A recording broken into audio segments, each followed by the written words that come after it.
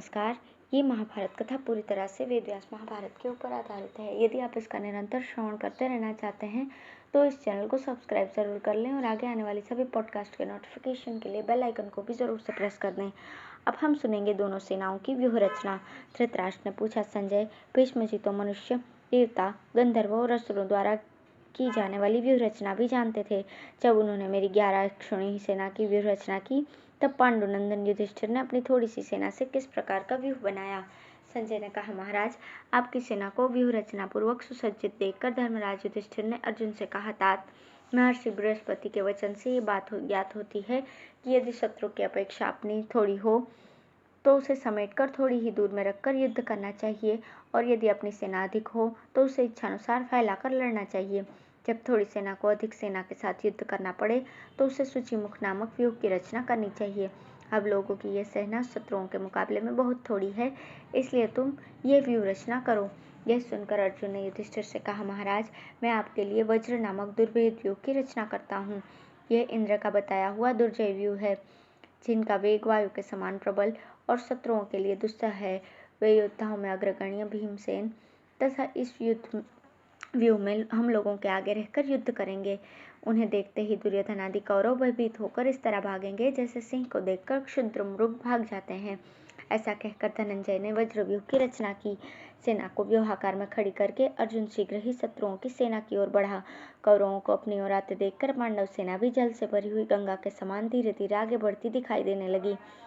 भीमसेन, धृष्टद्युम्न, नकुल, सहदेव और धृष्टकेतु ये उन सेना के आगे चल रहे थे। इनके पीछे रहकर राजा विराट अपने भाई, पुत्र और एक अक्षौहिणी सेना के साथ रक्षा कर रहे थे। नकुल और सहदेव भीम के दाएं बाएं रहकर उनके रथ के पहियों की रक्षा करते थे। द्रौपदी के 5 पुत्र और अभिमन्यु उनके पृष्ठभाग के रक्षक थे। उन सबके पीछे शिखंडी चलता था, जो अर्जुन की रक्षा में रहकर भीष्म जी का विनाश करने के लिए तैयार था। अर्जुन के पीछे महाबली सात्यकी था तथा युधामन्यु और उत्तमौजा उनके चक्रों की रक्षा करते थे। कैकई, धृष्टकेतु और बलवान चेकितान भी अर्जुन की ही रक्षा में थे।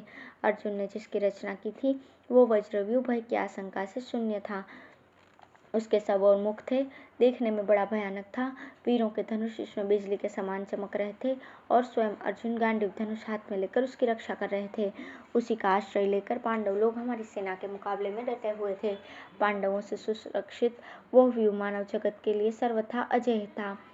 इतने में सूर्योदय होते देखकर समस्त सैनिक संध्या वंदन करने लगे। उस समय यद्यपि आकाश में बादल नहीं थे तो भी मेघ की सी गर्जना हुई और हवा के साथ बूंदें पड़ने लगी। फिर चारों ओर से प्रचंड आंधी उठी और नीचे की ओर कंकड़ बरसाने लगी।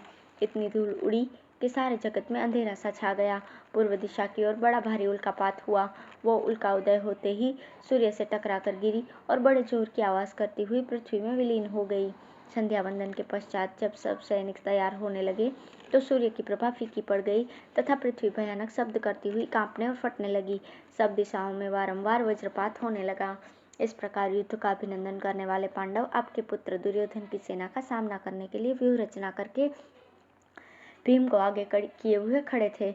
उस समय गदाधारी भीम को सामने देखकर हमारे योद्धाओं की मज्जा सूख रही थी। धृतराष्ट्र ने पूछा, संजय, सूर्योदय होने पर भीष्म जी की अधिनायकता में रहने वाले मेरे पक्ष के वीरों और भीम के सेनापतित्व में उपस्थित हुए पांडव पक्ष के सैनिकों में पहले किन्होंने युद्ध की इच्छा से हर्ष प्रकट किया था। संजय ने कहा, नरेंद्र, दोनों ही सेनाओं की समान अवस्था थी। जब दोनों एक दूसरे के पास आ गईं तो दोनों ही प्रसन्न दिखाई पड़ी। हाथी, घोड़े और रथों से भरी हुई दोनों ही सेनाओं की विचित्र शोभा हो रही थी। कौरव सेना का मुख पश्चिम की ओर था और पांडव पूर्वाभिमुख होकर खड़े थे। कौरवों की सेना दैत्यराज की सेना के समान जान पड़ती थी और पांडवों की सेना देवराज इंद्र की सेना के समान शोभा पा रही थी। पांडवों के पीछे हवा चलने लगी और कौरवों के पृष्ठभाग में मांसाहारी पशु कोलाहल करने लगे। भारत, आपकी सेना के व्यूह में 1 लाख से अधिक हाथी थे। प्रत्येक हाथी के साथ 100 रथ खड़े थे। एक एक रथ के साथ 100 घोड़े थे। प्रत्येक घोड़े के साथ 10 धनुर्धर सैनिक थे और एक एक धनुर्धर के साथ 10 ढाल वाले थे। इस प्रकार भीष्म जी ने आपकी सेना का व्यूह बनाया था। वे प्रतिदिन व्यूह बदलते रहते थे। किसी दिन मानव व्यूह रचते तो किसी दिन देव व्यूह रचते। तथा किसी दिन गांधर्व व्यूह बनाते थे तो किसी दिन आशुर व्यूह। आपकी सेना के व्यूह में महारथी सैनिकों की भरमार थी। वो समुद्र के समान गर्जना करती थी। राजन, कौरव सेना यद्यपि असंख्य और भयंकर है तथा पांडवों की सेना ऐसी नहीं है, तो भी मेरा यह विश्वास है कि वास्तव में वही सेना दुर्घर्ष और बड़ी है जिसके नेता भगवान श्री कृष्ण और अर्जुन हैं। अब है युधिष्ठिर और अर्जुन की बातचीत तथा अर्जुन द्वारा दुर्गा का स्तवन और वर प्राप्ति। संजय कहते हैं, कुंती नंदन युधिष्ठिर ने जब भीष्म जी के रचे हुए अभेद्य व्यूह को देखा तो उदास होकर अर्जुन से कहने लगे, धनंजय, जिनके सेनापति पितामह भीष्म जी हैं, उन कौरवों के साथ हम लोग कैसे युद्ध कर सकते हैं। महातेजस्वी भीष्म ने शास्त्रोक्त विधि से जिस व्यूह का निर्माण किया है, इसका भेदन करना असंभव है। इसने तो हमारी और हमारी सेना को संशय में डाल दिया है। इस महाव्यूह से हमारी रक्षा कैसे हो सकेगी। तब शत्रुदमन अर्जुन ने युधिष्ठिर से कहा, राजन, जिस युक्ति से थोड़े से मनुष्य भी बुद्धि, गुण और संख्या में अपने से अधिक वीरों को जीत लेते हैं, वो मुझसे सुनिए। पूर्व काल में देवासुर संग्राम के अवसर पर ब्रह्मा जी ने इंद्र आदि देवताओं से कहा था, देवताओं, विजय की इच्छा रखने वाले वीर बल और पराक्रम से भी जैसी विजय नहीं पा सकते, जैसी की सत्य, दया, धर्म और उद्यम के द्वारा प्राप्त करते हैं। इसलिए धर्म, अधर्म और लोभ को अच्छी तरह जानकर अभिमान शून्य होकर उत्साह के साथ युद्ध करो। जहाँ धर्म होता है उसी पक्ष की जीत होती है। राजन, इसी प्रकार आप भी जान लें कि इस युद्ध में हमारी विजय निश्चित है। नारद जी का कहना है, जहाँ कृष्ण है वहाँ विजय है। विजय श्री कृष्ण का एक गुण है, वो सदा इनके पीछे पीछे चलता है। गोविंद का तेज अनंत है, ये साक्षात सनातन पुरुष हैं। इसलिए श्री कृष्ण जहाँ है उसी पक्ष की विजय है। राजन,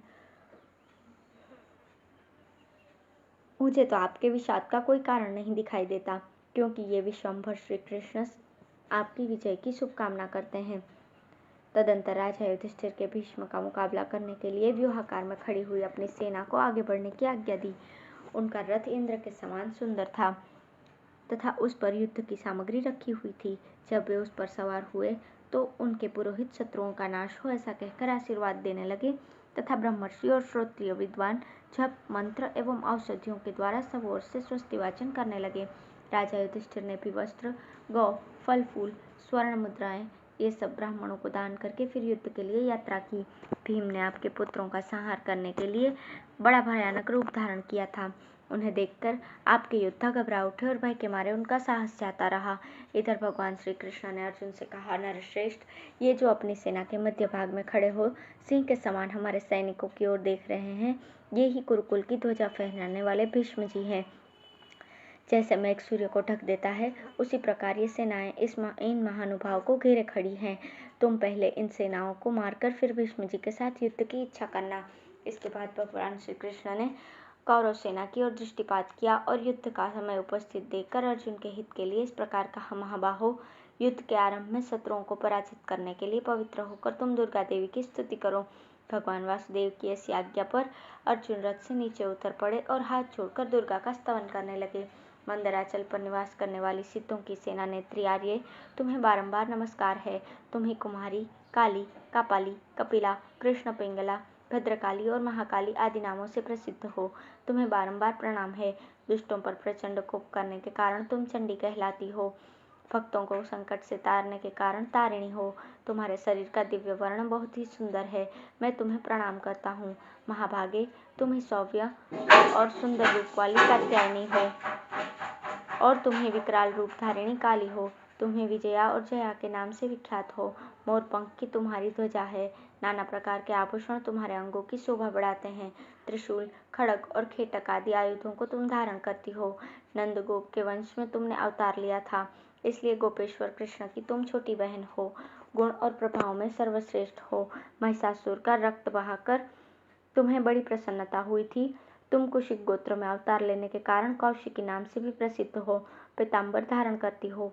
जब तुम शत्रुओं को देखकर अट्टहास करती हो, उस समय तुम्हारा मुख चक्र के समान उद्दीप्त हो जाता है।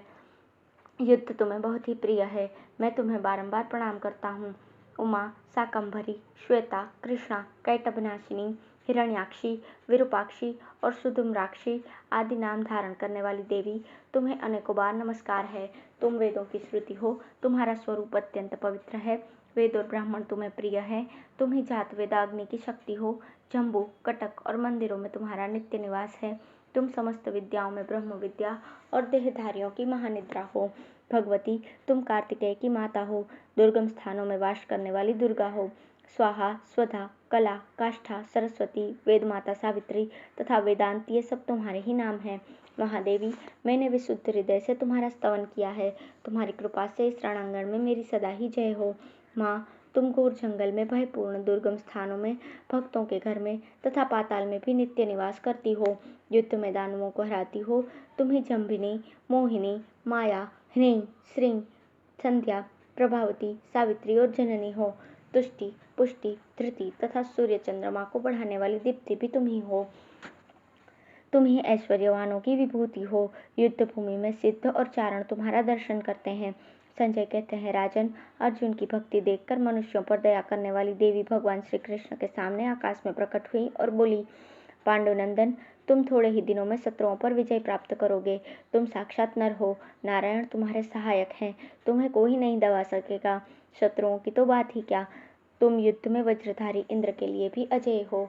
ये वरदायिनी देवी इस प्रकार कहकर क्षण भर में अंतर्ध्यान हो गई। वरदान पाकर अर्जुन को अपनी विजय का विश्वास हो गया। फिर वे अपने रथ पर आ बैठे। श्री कृष्ण और अर्जुन एक ही रथ पर बैठे हुए अपने दिव्य शंख बजाने लगे। राजन, जहाँ धर्म है वहाँ ही द्युति और कांति है, जहाँ लज्जा है वहाँ ही लक्ष्मी और सुबुद्धि है। इस प्रकार जहाँ धर्म है वहाँ ही श्री कृष्ण है और जहाँ श्री कृष्ण है वहाँ ही जय है। धन्यवाद।